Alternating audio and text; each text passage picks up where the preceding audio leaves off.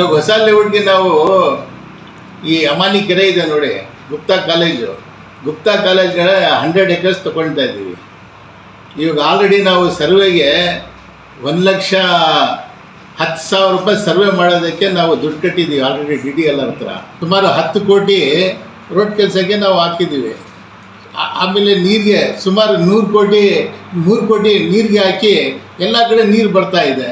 ಲೈಟ್ಗಳು ಎಲ್ಲ ಕಡೆ ನಮ್ಮ ಲೇಔಟ್ನಲ್ಲಿ 100 ವಿಶಾಲವಾದ ಹೊಸ Shri Venu TVS showroom Kolar bypass Maruti Nexa car showroom ಪಕ್ಕ ಕಿಯಾ ಶೋರೂಮ್ ಎದುರು ಪ್ರಾರಂಭವಾಗಿದೆ. ಬುಕಿಂಗ್ ಆಫರ್ಸ್ ಮತ್ತು ಸರ್ವಿಸ್ಗಾಗಿ ಕೂಡಲೇ ಸಂಪರ್ಕಿಸಿ 9986833899. 25 ಎಕರೆ ಕೂಡ ಲೈಟ್ಗಳನ್ನ ನಾವು ಹಾಕ್ಸಿದ್ದೀವಿ.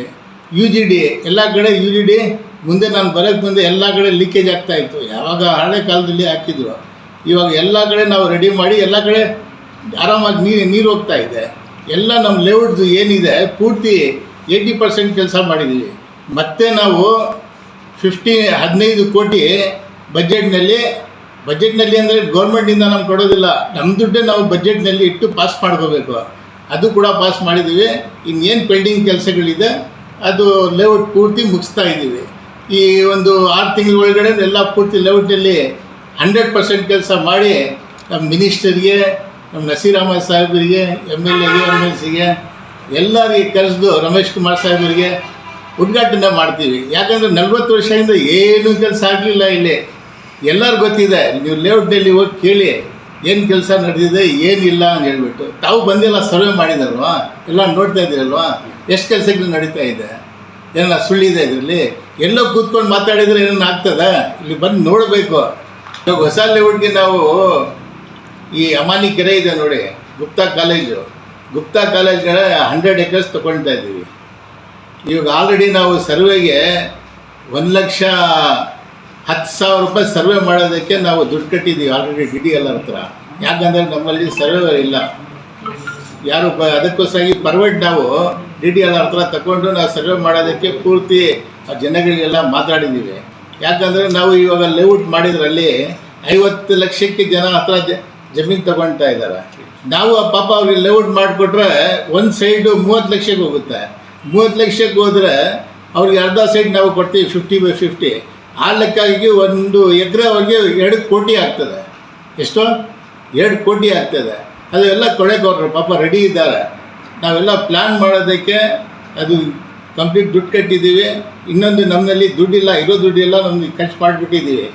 ಈಗ ನೆಕ್ಸ್ಟ್ ನಾವು ಕಾರ್ನರ್ ಸೈಡ್ ಆಕ್ಷನ್ ಮಾಡ್ತೀವಿ. ನಮ್ಮಲ್ಲಿ 339 ಸೈಟ್ ಕಾರ್ನರ್ ಸೈಡ್ ಆಕ್ಷನ್ ಇದು ಇದೆ. ಇವಾಗ ಈ ಡೆವಲಪ್ಮೆಂಟ್ ಆಗಲಿ ಅಂತ ಹೇಳ್ಬಿಟ್ಟು ನಾನು ಸುಮ್ಮನೆ ಇದ್ದೆ. ಇವಾಗ ಹಂತ ಬೈ ಹಂತ 50 ಸೈಟ್ಸು ಆಕ್ಷನ್ ಮಾಡ್ಕೊಂಡು ಬರ್ತೀನಿ. ಆ ದುಡ್ಡು ಬಂದ ತಕ್ಷಣ ನಾವು ಆ ಲೇಔಟ್ಗೆ ಕೈ ಹಾಕ್ತೀನಿ, ಹೊಸ ಲೇಔಟ್ಗೆ ಹಾಗೆ ಅದು ಕೂಡ ಮಾಡಬೇಕು ಅಂತ ಪೂರ್ತಿ ಪ್ರಯತ್ನ ಬೀಳ್ತಾ ಇದೆ. ಹೌದು ಸರ್, ಇವಾಗ ನಮಗೆ ಮೊದಲು ನಾನು ಬರೋಕ್ಕೆ ಮುಂದೆ ಒಂದು 25 ಸೈಟ್ ಆಕ್ಷನ್ ಮಾಡೋಕ್ಕೆ ಹೋಗಿದ್ರು ಅಂತ. ಅದರಲ್ಲಿ 12 ಸೈಟ್ ಸೇಲ್ ಆಗಿದೆ, ಮಿಕ್ಕಿದ್ದು ಸೇಲ್ ಆಗಲಿಲ್ಲ.